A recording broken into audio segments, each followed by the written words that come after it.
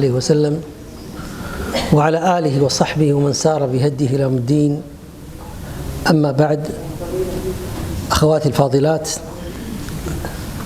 نشهد الله سبحانه وتعالى وملائكته والناس أجمعين أننا تجمعنا في هذا المكان محبة لله سبحانه وتعالى وسعيا لمعرفة علامات حبه لنا، ونعاهده سبحانه وتعالى أن نسعى بقدر إمكاننا أن نتبع ما يدلنا على طريقه وعلى محبته. وهذا اجتهاد مني لجمع علامات محبة الله للعبد، والسعيد هو من أحبه الله سبحانه وتعالى. فالغنى الحقيقي والمجد الكبير والعزة والكرامة والرفعة هي لأحباء الله سبحانه وتعالى. قد يكون هذا الإنسان المطرود بالأبواب في هذه الدنيا، الساقط من أعين الناس في موازين الدنيا عند الناس، هو ملك من ملوك الآخرة مهما كان جنسه ولغته وجنسيته وعمله. نبدأ بأمر عظيم، هو البحث عن علامات تدلنا أو نستدل من خلالها على محبة الله لنا، ونسعى جاهدين على استكمال هذه الصفات التي لو التزمنا بها أحبنا الله سبحانه وتعالى، ونسعى لاستكمال نواقصنا والتوبة من معاصينا والرجوع إليه سبحانه وتعالى بعد تقصيرنا وخطئنا ومعاصينا.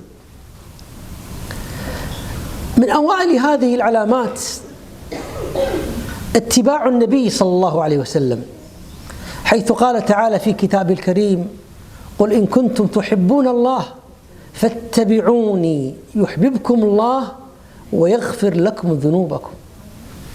إذن اتباع النبي صلى الله عليه وسلم هو من أوائل العلامات التي نستدل من خلالها على محبة الله لنا. يصل المرء إلى درجة أنه يشعر أن الله يحبه، ولا شك أن هذه المحبة تتفاوت من عبد إلى آخر. هناك أحباء الله يعني العظماء الذين كما جاء في الحديث عند دخول آخر رجل يدخل الجنة وهو يحسب أنه أكثر الناس نعما، فعندما يلتفت إلى الأعلى فيرى كالنجم الغابر في الفضاء نجوم تتلألأ بعيدة جدا، يقول: يا رب من هؤلاء؟ قال: هؤلاء الذين غرست كرمتهم بيدي، فلا عين رأت ولا أذن سمعت ولا خطر على قلب بشر. هذه الناس فوق حيل، فنسأل الله أن نكون منهم. إذن لما نقول اتباع النبي صلى الله عليه وسلم لا يكون مجزأً، الاتباع هو يكون كاملاً، اتباعه في كل شيء. ما يصير أتبع أنا في الصلاة وما أتبع بالحجاب، ما يصير أتبع أنا في قيام الليل ولا أتبع في ترك الغيبة والنميمة، ما يصير أنا أتبع في الصدقات والزكاة والصلاة وما أتبع في صلة الأرحام، فمقاطع أمي مقاطع أبوي مقاطع أخواني على شنو؟ على لعاعة من لعاة الدنيا. قل إن كنتم تحبون الله فاتبعوني يحببكم الله سبحانه وتعالى ويغفر لكم ذنوبكم. بماذا نتبع النبي صلى الله عليه وسلم؟ اتباع النبي صلى الله عليه وسلم أقوال وأفعال وتقرير، فنتبع ويعني نبحث عن كل قول وكل أمر أمرنا به النبي صلى الله عليه وسلم، فنأتي منه ما استطعنا، نحاول أن نطبق ما يقول حتى وإن كرهته أنفسنا الأمارة بالسوء، خاصة إذا كانت هذه الأقوال أقوال ليست من باب النوافل، إنما من باب الأوامر.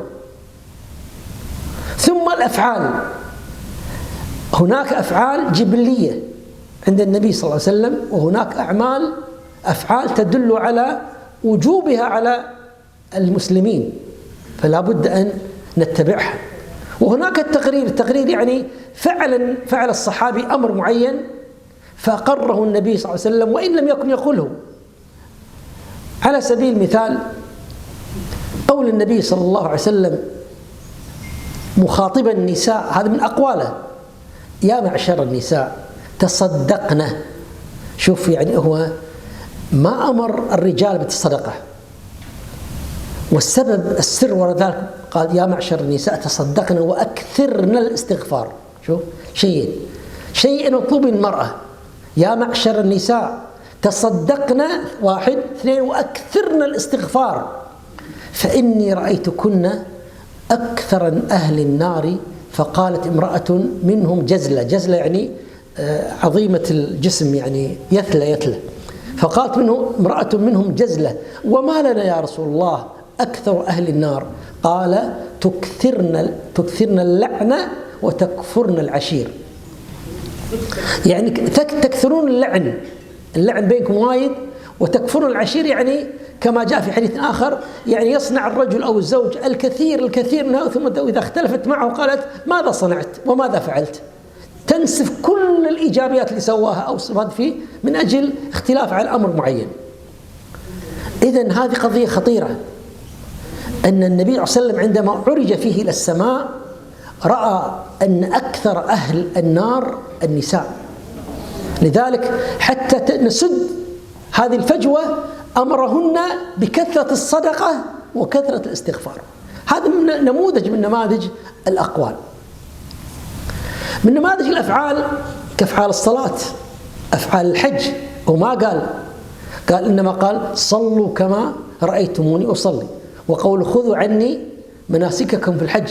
إذن هذه الصحابة رأوا النبي صلى الله عليه وسلم كيف صلى وكيف حج، فنقلوه بالأحاديث كيف صلى. نحن مأمورين إذا أردنا أن يعني نحظى بمحبة الله سبحانه وتعالى علينا أن نتبع كل ما قال وكل ما فعل. وكذلك نموذج من التغرير كما جاء في الحديث أن بعض الصحابة رضي الله عنهم ذهبوا في البر، وكانت قبيلة من قبائل، شيخ القبيلة كان مريض، فجاءهم هؤلاء يعني بعض أفراد القبيلة وقالوا حق الصحابة: هل عندكم رقية؟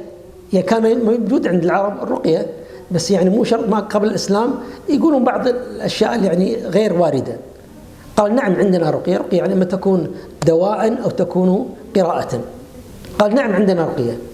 فذهبوا إلى رئيس القبيلة، ووضع أحدهم يده على رأسه وقرأ الفاتحة، فبرئ الرجل، فأعطوهم يعني غنم، مجموعة الغنم، فعندما أخبروا النبي صلى الله عليه وسلم أقرهم على ذلك. هذا من باب التقرير. أيضا من يعني الصفات أو العلامات التي تدل على محبة الله العبد الزهد. يعني جاء رجل للنبي صلى الله عليه وسلم كما واضح عندكم، قال له: يا رسول الله دلني على أمر إذا فعلته يحبني الله ويحب الناس. هذا إنسان ذكي، هذا رجل ذكي، صحابي ذكي جدا، يبي يجمع خيري الدنيا والآخرة، يبي يكون هو يعني محبوب في الدنيا ومحبوب في الآخرة. لذلك من أحد دعاء الصالحين: اللهم اجعلني محبوبا في الدنيا ومحبوبا في الآخرة. فالرسول صلى الله عليه وسلم ماذا قال له؟ قال: ازهد في الدنيا يحبك الله، وازهد فيما عند الناس يحبك الناس. الناس ايش حق يتقاتلون على بعض؟ ايش حق يتقاتلون؟ على زينة الدنيا. ازهد في اللي بينهم، ازهد في اللي عندهم، يحبك الناس. وكما جاء في الشعر: ومن لم يعرف، أظن عن الشافعي: ومن لم يعرف الدنيا فإني عرفتها، وسيق إلي عذبها وعذابها، فلم أجدها إلا جيفة مستحيلة عليها كلاب همهن اجتذابها، فإن تجتنبها كنت سلما لأهلها، وإن تجتذبها نازعتك عليها كلابها. ازهد في الدنيا يحبك الله. شو معنى الزهد في الدنيا؟ ما معنى الزهد في الدنيا؟ يعني الدنيا لا تعلق قلبك فيها، سواء أقبلت أو أدبرت. إن أقبلت تفرح الفرح العادي، بس مو الفرح الذي يطغيك عن فعل الواجبات. وإذا ذهبت لا تحزن حزن الذي يقطعك عن الدنيا كلها. لذلك الإمام أحمد رضي الله عنه عندما سئل قالوا له: أيكون زاهدا من يملك 1000 دينار أو فقير من يملك كذا؟ قال: نعم. قالوا: كيف يا إمام؟ شلون يعني 1000 دينار؟ ما أتكلم عن الوقت الحالي، 1000 دينار في ذاك الوقت يعني تقريبا مليون يعني أو 100,000. أيكون زاهدا من يكون له 1000 دينار؟ قال: نعم. فتعجبوا كيف يقول الإمام ذاك وهو إمام الزهد وإمام السنة. قالوا: كيف يا إمام؟ قال: إذا زادت لا يفرح، وإذا نقصت لا يحزن. هذه علامة دقيقة وحساسة. واحد يخسر يعني شيء من ماله، نصبوا عليه، خسر، باقوا فلوسه، هذا اللي يحب الدنيا يظل يبكي ويتحلطم ويسب ويشتم ويمرض لأن شيء من الدنيا راح عنه. أما الزاهد يمكن يزعل شيء بسيط ويرجع يتزن مرة ثانية، إن هذا خلاص قدر الله سبحانه وتعالى. الزاهد اللي فعلا هو زهد في الدنيا لأنه قارن ما عند الله وما في الدنيا فوجدها لا تسوي شيء، لا تساوي شيء. يعني مهما بلغت من المال والمنصب كذا لا يساوي شيء. آخر رجل يدخل الجنة كما جاء في الحديث، آخر رجل خلاص يعني هذا أكثر الناس معاصي، أكثر أمة محمد معصية، هذا إنسان ما عنده خير كلش، ولكن كان موحد، لأنه موحد ما أشرك يدخل الجنة آخر شيء عقب ما يأخذ نصيبا من العقوبة. هذا آخر رجل يدخل في الجنة. عندما يدخل الجنة الله سبحانه وتعالى يقول له: تمنى. شوف، يقول تمنى، يتمنى حتى يعجز فيه تمني. قال تمنى، يذكر الله سبحانه وتعالى، يذكره، تمنى ويتمنى حتى يعجز الله يذكره. يقول لك مثله وعشر أمثاله. شوف، وهو يظنه أكثر الناس يعني نعمة ونعما. فهذا شنو أمام يعني الله صلى الله عليه وسلم يقول في الجنة: ما لا عين رأت. يعني عينك ما طبت على شيء ولا خطر على ولا أذن سمعت. يعني ما قدر واحد كثر ما يعبر يصف ما في الجنة، ما يستطيع إنسان يصف ما في الجنة، ولا خطر على قلب بشري حتى كثر ما تتخيل ما تقدر. وأتوا به شنو؟ متشابها، يعني فواكه الجنة تشابه كما قال ابن كثير، قال بالأسماء، اسم رمان، اسم تفاح، ولكن غير الطعم والحجم وكل شيء. إذا كان أيتها الأخوات عندما ينزل عيسى عليه السلام آخر الزمان بسبب صلاح هذا الرجل لأنه رسول، فلا يراه أحد على مد البصر من الكفار إلا مات، فلا يبقى، يعني هذه الحالة لا توجد في الدنيا كلها إلا في عهد عيسى عليه السلام، فلا يبقى في الدنيا كلها إلا الصالحون. الحالة ما صارت أبدا منذ نزل آدم إلا في حالة عيسى عليه السلام. يموت كل العصاة فلا يبقى إلا الصالحين على الأرض بقيادة عيسى عليه السلام. عندها ماكو معصية، خلاص كلنا صالحين.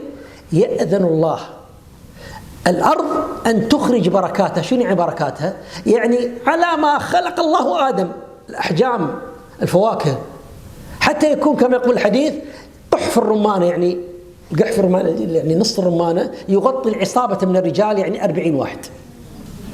هذه رمانة الدنيا اللي الله خلقها أول شيء، فكيف برمانة الآخرة؟ ما لا عين رأت. إذا الدنيا ايش تساوي؟ أنت كثر ما تجمع فلوس راح تموت، كثر ما تكون جميل الجمال راح يروح، كثر ما الناس يحبونك إذا مت خلاص ينسونك الناس. والله لا يبقى معك أحد إلا العمل، مع رحمة الله سبحانه وتعالى. أعمل كثر ما تقدر، اشتغل كثر ما تقدرين، لأنه لا ينير قبرك إلا العمل.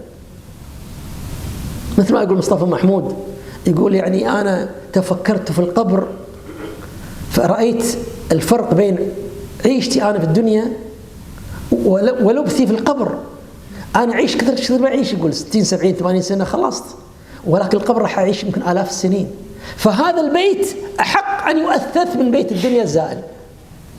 يقول: فعندما علمت ذلك بدأت أخطط كيف أؤثث بيتي الذي سأمكث فيه آلاف السنين. القبر مو بيتي اللي رايحين بروح 70 سنة رايح خلاص، لا 80.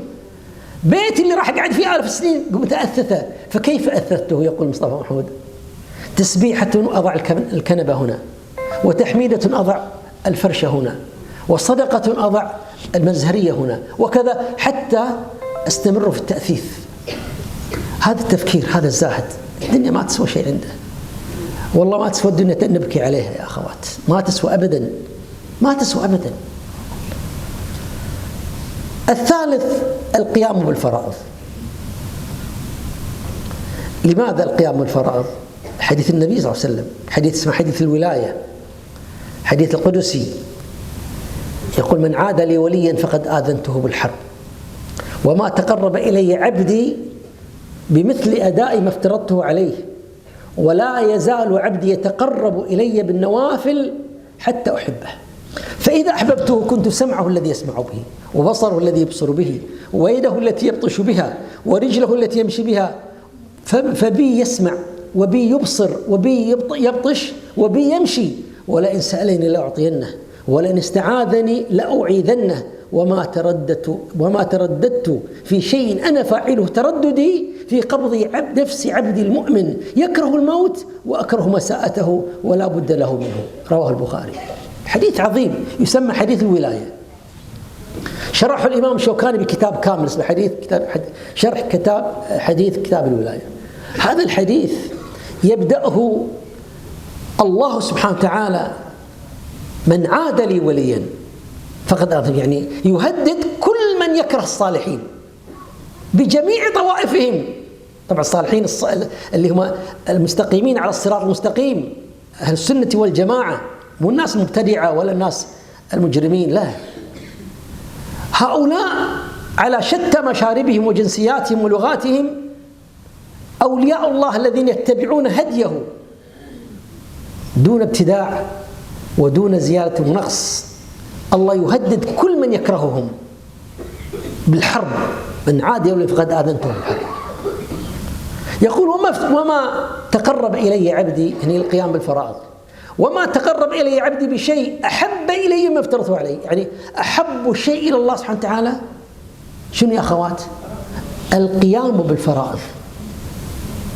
الفرائض يعني الواجبات، مو الصلاة، لا يضيف الصلاة، لا، الفريضة: الصلاة، الصيام، الزكاة، الحج، صلة الأرحام، كل أمر واجب، الحجاب، كل شيء واجب يجب عليك القيام به، وهو أحب إلى الله من أي أمر آخر. يعني الفرض مقدم عن النافلة. ايش فائدة واحد يقيم الليل ثم لا يصلي الفجر في وقتها؟ ماكو فائدة. كما جاء عن الصديق قال: إن الله لا يقبل النوافل حتى تؤدى الفرائض. نعم. ثم القيام بالنوافل. الإنسان عندما يستكمل هذه الفرائض، شوف شنو عندك أمور فريضة أنت مسويها بسبب معصية، هذه المعصية وين جات؟ لماذا سميت معصية؟ لأنها تقصير بفريضة. يعني لو كان هذه سنة أنت ما سويتها ما تسمى معصية، ما سويتها. أنت قراءة القرآن مثلا أو تسبيح ما سبحت، هاي نافلة ما تأثم، ولكن أنت مقاطع أمك، مقاطع أبوك، مقاطع أخوانك، هذه جريمة عند الله هذه، لأنك قطع أرحام، والرحم معلق بالعرش. يقول الرحم: اللهم صل من وصلني واقطع من قطعني. فكل قاطع رحم يقطع، كل قاطع رحم يقطع، يقطعون عياله، أحفاد، يقطعون، ما يستمر، ويجد العقوبة في الدنيا قبل الآخرة. لذلك جاء في الحديث الصحيح: بابان معجلان عقوبتهما في الدنيا قبل الآخرة: البغي يعني الظلم، والعقوق. إذن النوافل ما تقبل حتى تؤدى الفرائض، كما جاء عن الصديق رضي الله عنه.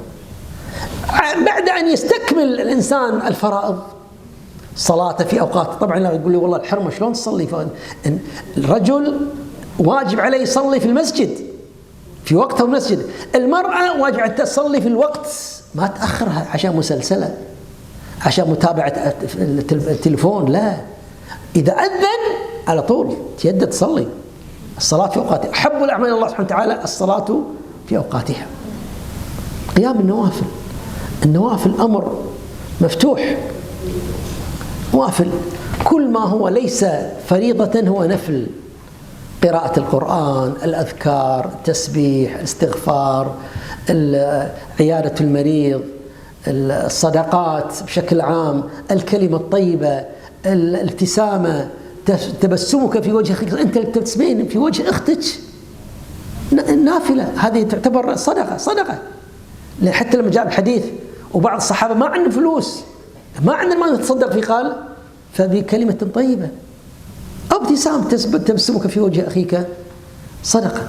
إذن الإنسان لما يشوف نفسه أنه موفق لعمل الفرائض وعمل النوافل فليعلم أنه علامة من علامات حب الله. لذلك جاء في الحديث وما زال عبدي يتقرب، كلمة ما زال يتقرب فعل مضارع، يعني هو مستمر إلى أن يموت، يتقرب إلي بالنوافل بعد أن أدى الفرائض حتى إيش؟ أحبه، يصل درجة المحبة. فإذا أحببته كنت سمعه الذي يسمع به، وبصره الذي يبصر به، ويده التي يبطش بها، ورجله التي يمشي بها، ولئن سألني لأعطينه ولئن استعاذني لأعيذنه. إذن هني العلامة الخامسة تأتي طبيعية، تسخير جوارحه لله سبحانه وتعالى. تراه من علامات حب الله لا أن ما يحب يسمع إلا ما يرضي الله سبحانه وتعالى، ما يسمع غناوي ودقدقة وسامري، لا، يحب يسمع قرآن، يحب يسمع مواعظ، يسمع الكلمة الطيبة. إذا في تجمع من ناس غيبة ونميمة وسب يقوم، ما يقعد فيه، يقوم يصل لهم فقط من باب صلة الأرحام، يسلم عليهم، يقعد شوي يمشي. إذا في مكان فيه جريمة، في معاصي، في ما يسمع، إذن سمع يسمع به، وإذا تكلم يتكلم به، كما جاء عن بعض العلماء التابعين ما لا أتكلم إلا بما يرفع، أن الكلمة ترفع، نصيحة، تواصي بالخير، كلمة طيبة، أمر معروف، نهي عن المنكر، تسبيح، استغفار،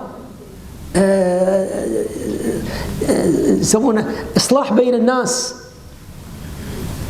وإذا مشى ما يمشي إلا إلى أماكن الخير. أنت ويايين الحين إلى مكان يذكر فيه الله سبحانه وتعالى، هاي تكتب في كتبكم وستفرحون عندما ترونها في كتبكم يوم القيامة، والله يذكركم فيها.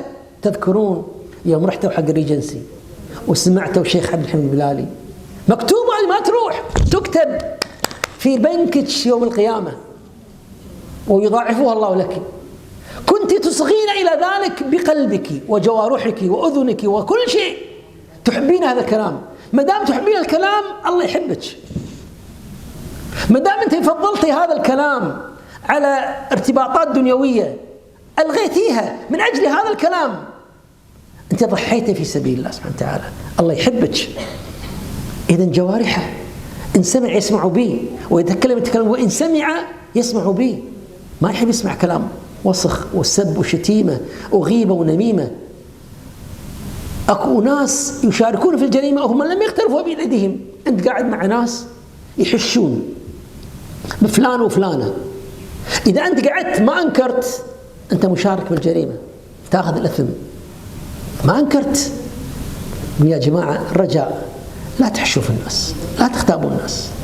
الغيبة يا أخوات من الصغائر ولا الكبائر؟ شو رأيكم؟ ما تغفر إلا بتوبة نصوح. كم من الأعمال تحرقين أنت من أعمالك بسبب الغيبة؟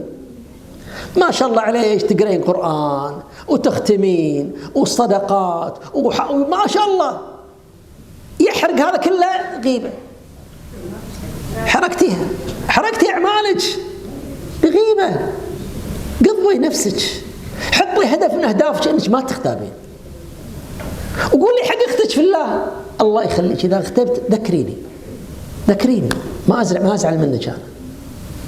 تسخير جوارح، تحس هذا الإنسان محبوب من الله، كله لله سبحانه وتعالى.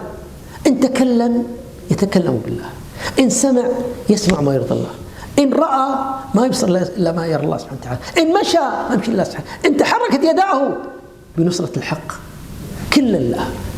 قل إن صلاتي ونسكي ومحياي كلها لله، نحن كلنا لله سبحانه وتعالى.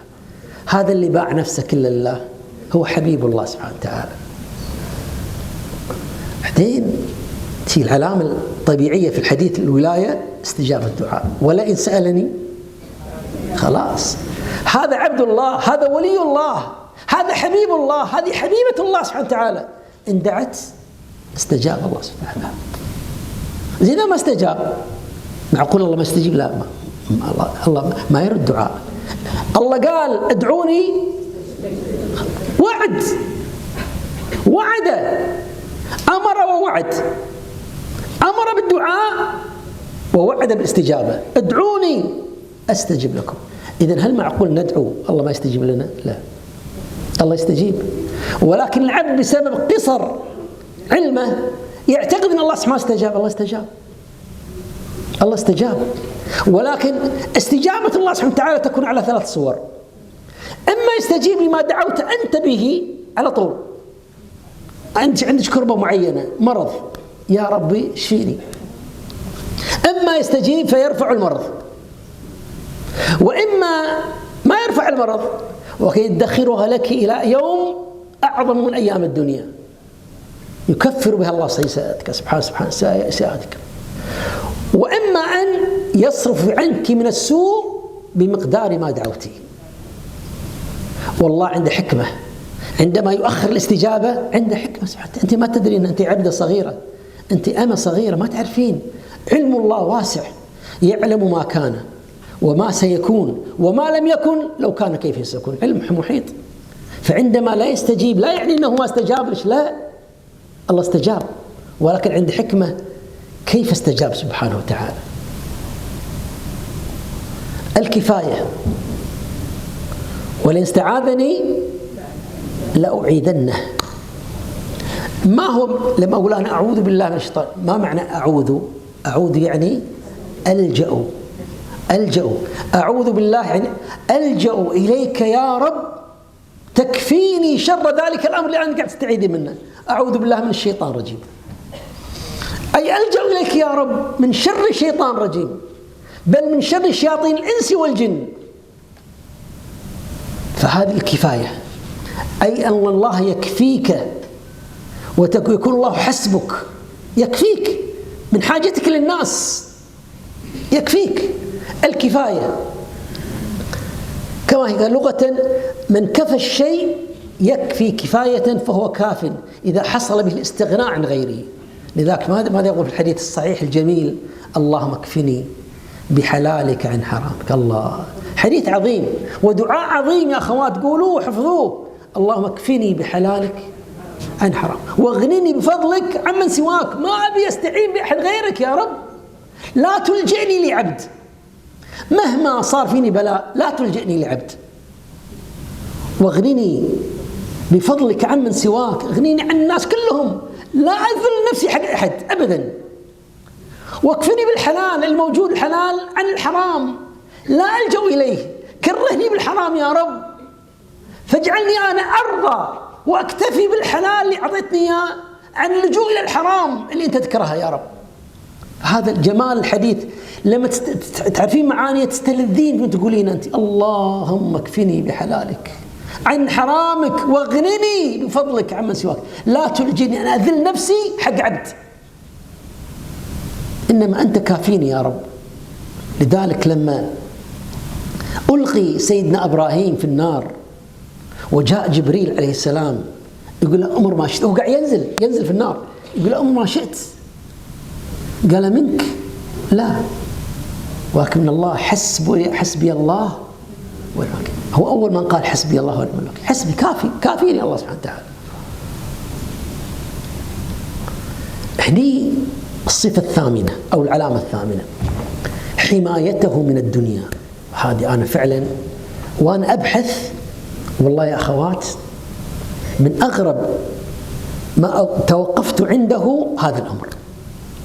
كل العلامات هذه كنت أنا حافظها أعرفها ودارسها من زمان، إلا هذا الحديث لأول مرة أقرأه، بالرغم أن أنا صار لي في هذا الأمر ما يقارب يعني فوق 50 سنة 55 سنة ما مر عليه الحديث هذا. حديث راح تشوفونه الحين، إن من العلامات حب الله لك يحميك من الدنيا. غريبة. شوفوا الحديث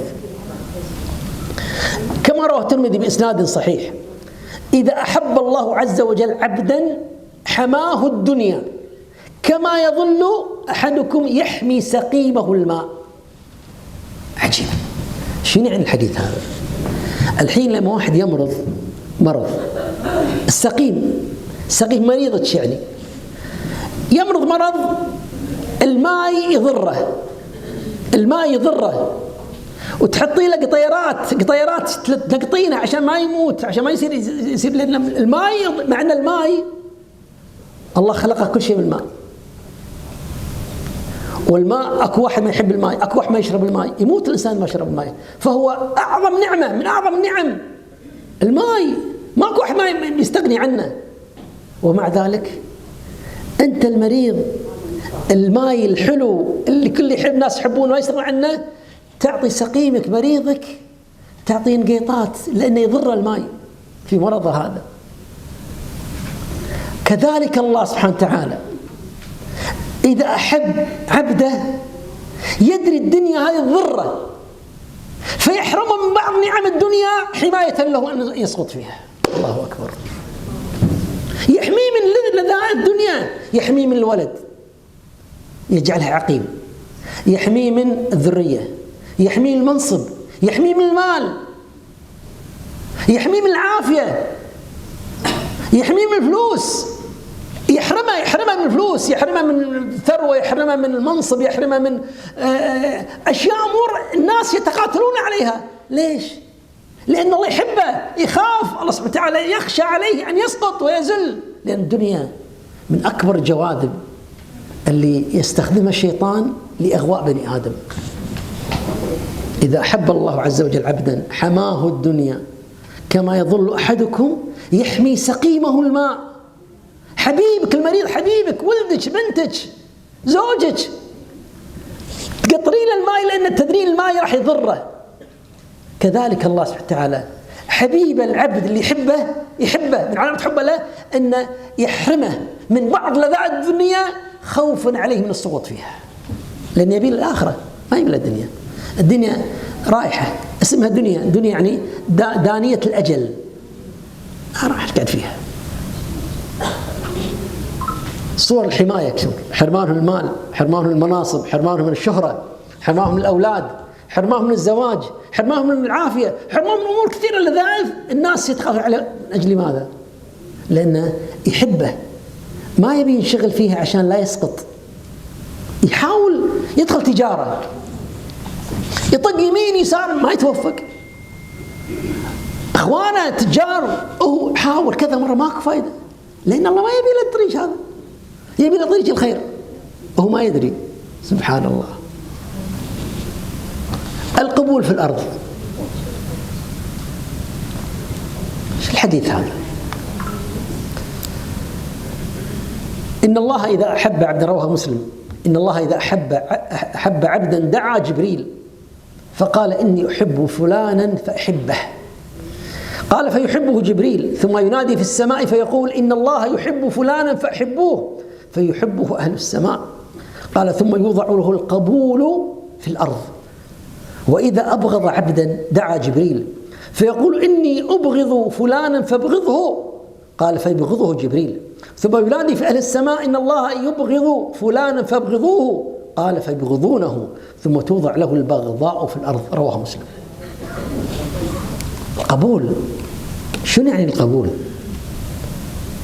يعني إذا الله سبحانه وتعالى بعدما استكمل هذا الإنسان الفرائض والنوافل وزهد في الدنيا وتعلق بما يحب الله سبحانه وتعالى، وسخر جوارحه لخدمة الله، السمع والبصر واللسان، وأصبح إنسان ربانيا، وصل إلى مرحلة خلاص الله مرر في هذه الاختبارات، فوصل لمرتبة المحبة. حينها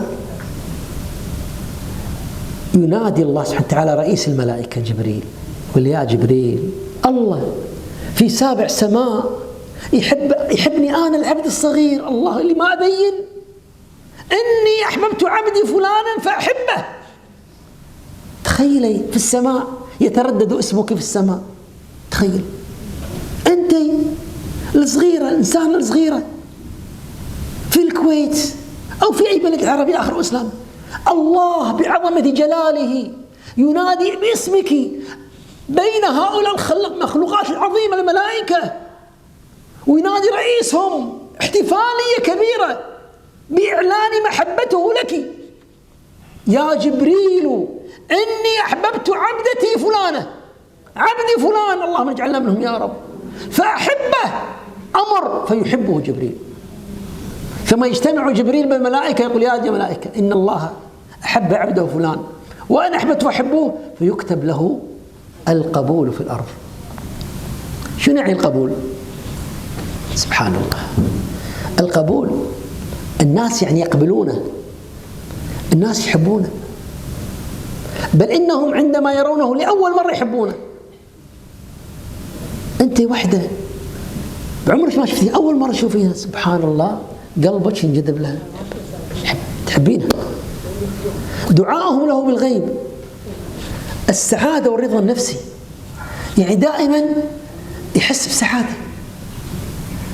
هو مثل غيره يصاب بالبلاء والمصايب والأمراض، ولكن دائما عنده رضا نفسي عجيب، لا يحتج على قدر الله سبحانه وتعالى، فدائما السعادة تملأ قلبه والرضا النفسي. القبول بأقدار الله سبحانه وتعالى، لا يحتج على قدر الله. البعد عن الهم والقلق احنا نحزن كبشر، لازم نحزن، كما حزن النبي صلى الله عليه وسلم عند موت إبراهيم ابنه، فقال النبي صلى الله عليه وسلم عندما رأوه يبكي قال أتبكي أنت يا رسول الله؟ نعم، إن العين لتدمع وإن القلب ليحزن، ولكن لا نقول إلا ما يرضي ربنا، إنا لله وإنا راجعون. أنت تحزن كبشر، ولكن هذا الحزن ليس احتجاجا على القدر، الله ما أخذ والله ما أعطى، وكل شيء عنده بمقدار. وأيضا أن الأمور ميسرة، ما يقلق على شيء، فدائما عنده هدوء نفسي، اتزان عجيب عنده، ما يقلق إذا قلق الناس، ولا يضطرب إذا اضطرب الناس، ولا يبكي عندما يبكي الناس، دائما في استقرار نفسي عجيب، يحزن يزعل عادي، ولكن لحظات بسيطة ويعود إلى اتزانه مرة ثانية. هذا القبول في الأرض. أيضا اشتياقه للقاء الله سبحانه وتعالى، اشتياقه للقاء الله الجنة، فدائما تجد أن يعني يشتاق إلى الله سبحانه وتعالى. أكو فرق بين اشتياق لأنه مو يشتاق للموت، الرسول صلى الله عليه وسلم نهانا أن نشتاق للموت إلا عند الفتن، ولكن اشتياقه يعني من كثر ما هو تعلق قلبه في الله سبحانه وتعالى، وتعلق قلبه في الجنة وما في الجنة، وهانت في عينه كل ذات الدنيا، يشتاق إلى لقاء الله سبحانه وتعالى، خاصة عند الموت، عند الاحتضار، لأنه يبشر الإنسان في اللحظات الاحتضار، يبشر في موقعه منزلته، فعندما يبشر يشتاق إلى لقاء الله سبحانه وتعالى، والله يشتاق إلى لقائه.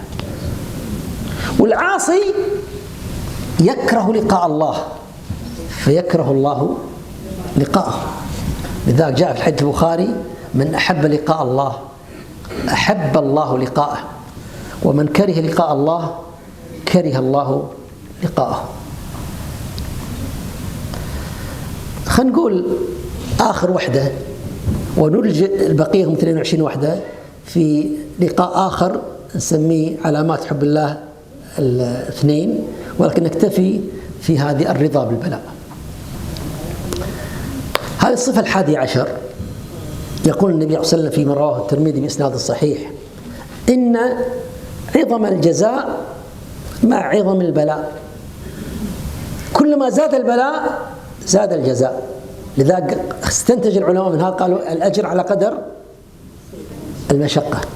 هذا استبن من الحديث هذا، إن عظم الجزاء مع عظم البلاء، وإن الله إذا أحب قوما ابتلاهم. من علامات حب الله للعبد أن يبتليه، فمن رضي فله الرضا، ومن سخط فله السخط. السخط يعني من قابل هذا البلاء بالرضا، من قابل هذا البلاء بالرضا يرضى الله عنه سبحانه وتعالى ويجزيه الخير. الله سبحانه وتعالى يختبرنا، الله يختبرنا، يبتلينا. ما معنى الابتلاء؟ ابتلاء ايش يعني؟ يعني اختبار. الله يختبر العبد، يختبر العبد مرض، يختبره بواحد من أقرب الناس له يسيء إليه، بالظلم يظلم، بنقص من الأموال والأنفس والثمرات. وبشر شنو؟ الذين إذا أصابتهم مصيبة قالوا أولئك عليهم شنو؟ صلوات الله. وشنو؟ إذن هذا ابتلاء. الله يبتلي الإنسان، يشوفه يصبر ولا ما يصبر، يحتج على القدر ولا ما يحتج. ما يقول اشمعنى، كلمة اشمعنى هذه احتجاج على القدر. اشمعنى أنا؟ ليش كل الناس عندهم عيال أنا ما عندي عيال؟ ليش كل الناس عندهم فلوس أنا؟ أخواني خواتي عندهم فلوس وأنا ما عندي، أنا فقير. ليش الله بلاني بهالزوج هذا التعيس الظالم؟